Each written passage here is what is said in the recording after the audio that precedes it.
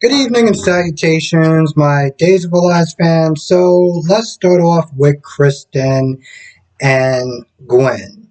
So the minute that, Gwen finds out that Kristen's going to be her new roomie, she starts playing the blame game. Oh, you're the reason why I lost Xander in the first place, and this, that, and the third. And I look at that whole thing, I'm like, Kristen has literally been your fairy godmother, okay?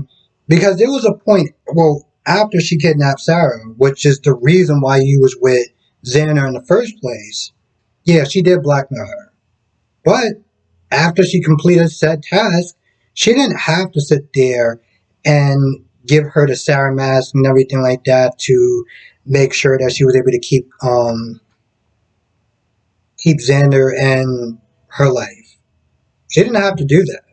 So she literally gave her all the tools and everything that she needed to sit there and keep a man that Kristen despised. So, at the end of it, Kristen was just like, yo, that's on you. Now, she did sit there and also talk about Sarah and how she's been off, ever since, well, Gwen gave her that double dose of the crazy juice. Now, speaking of Sarah and Xander, Xander wants to marry Sarah. And after talking about the rings and Gwen and everything like that, he decides to go to the pawn shop to hopefully switch out the rings because he still has Gwen. He still has the ring that he got for Gwen, that he was not going to give to Sarah. And Sarah goes to Maggie to sit there and get everything officiated. So everything comes together, and they start the wedding, and they're up to the point where they're like, if anyone sees just cause why these two people shouldn't be married, yada yada yada. Jada Hunter comes in there and is like, yeah, no, I see cause. And at first, Maggie assumed she was there for Xander, but Jada was like, no, I'm here for Sarah. See, the thing is, Lucas finally remembered what wound up happening after being hypnotized by Marlena. He remembered how he cut his hand. He remembered him being in Demara's place. And for what it sounds like, it seems like he remembered Sarah being there. Now, granted, he didn't sit there and say Sarah killed Abby, but you remember seeing somebody run, and that was enough for Marlena to sit there and tell Rafe, hey, by the way, Lucas remembered another person in the house. So at this point, it doesn't mean that she did it. It just means that, she's another person of interest. Now, they've been very heavy-handed as far as, oh, it's most likely Sarah because, she always sees Kristen. And, even today's episode when she was like, oh, it's always a good thing that there's a third person there because I could really sit there and hurt somebody. Yep, you could have certainly hurt somebody. It's like, it's almost like I can imagine a bunch of neon signs that they're pointing towards her. Like, she's definitely the killer. She definitely did it. I could just imagine that. I really could.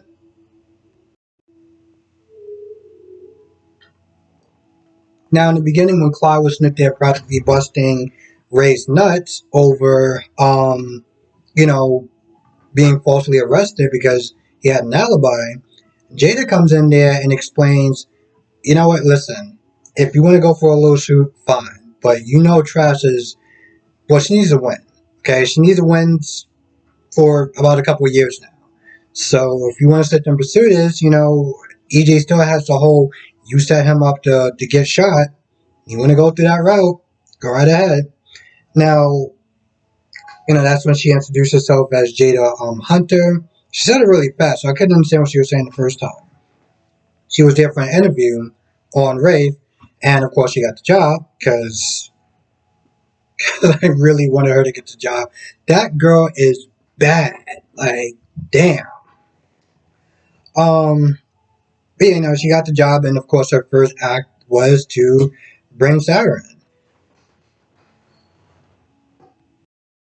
Now, Leo was there briefly, and I'm going to be honest, I had no idea what the hell he was doing there for. I mean, he talked with Nancy for a little bit, and, after Nancy telling him that, Clyde didn't do it, and he had an alibi, and he's good, and the person who sold him the jewels is going to be the real person that's going to be going behind bars Of course, he had that nervous look on his face, and he was all like looking all shady. And that, honestly, to tell you the truth, I feel like that's the only reason why they actually brought him in there, because after that, he didn't really do anything else. He really didn't.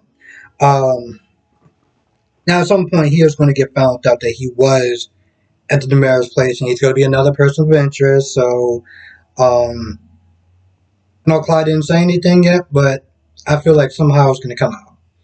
It really is. Clyde also does have a bump in with Nancy, and I'm going to be completely honest. I'm surprised that Nancy isn't more angry at the fact that she got stolen goods. I mean, granted, you know, Clyde said he didn't know, but I'm like, yo, listen, you're buying jewelry from some shady guy on the streets. I mean, granted, he did apologize. I'm like, Nancy, you can be a little bit more angry about it. Now, of course, I don't feel like she's angry because, well, to be honest, at this point, she's pretty much, well, desperate. I mean, she's been defending Clyde since day one, since they actually got together. And I'm like, I mean, granted, this time, you know, she was right to defend him because he didn't actually do it. He had an alibi. But I'm like, boo, at the time, you didn't know that, you know? And I don't want to sit there and say once a con, always a con, but I'm like, the dude has a reputation, and now he's got stolen goods on him from a murder case. It's not a good look. And she was defending him so hard. I'm like, ugh. It reminds me of that show. I don't watch it, but I heard of it. Something when they wind up hooking up with inmates or whatever when they get out of jail, and it's just.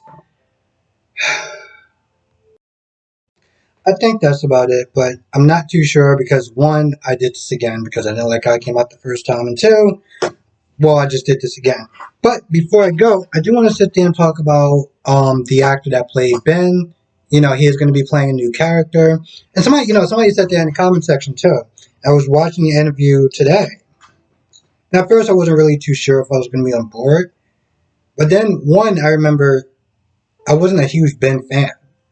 Like, it's not like I didn't like him, but it wasn't like, oh my goodness, I can only see him as Ben. It was just a little weird to me. You know, and I get that he shouldn't actually have to leave the show just because she's leaving the show. And when he was not there talking about his new character and just how this character is so apart from Ben, I was on board. I'm on board. He playing some character named Alex Kyriakis. Apparently, another son of Justin. I was going to sit there and call him that, but another son of Justin. And he sounds like he's going to be a lot of fun. He sounds like he's going to be a lot of fun. He also sounds like, unlike Austin, guy who came back and now he's Austin, he seemed like he's going to be more active, which is great. It's absolutely great. I'm loving it, and I can't wait to actually see his new character. Now, of course, I say that as a person who's just coming in there for 2 years. If somebody decided that they're going to sit there and be a new character, like, again, Austin, from Franco, yeah, I exactly wasn't a fan of it. But in the comment section, let me know what your thoughts are. Are you excited for this actor to be a new character other than Ben? Or are you just like, no, I'm hardcore Ben and Sierra, and I can't accept it.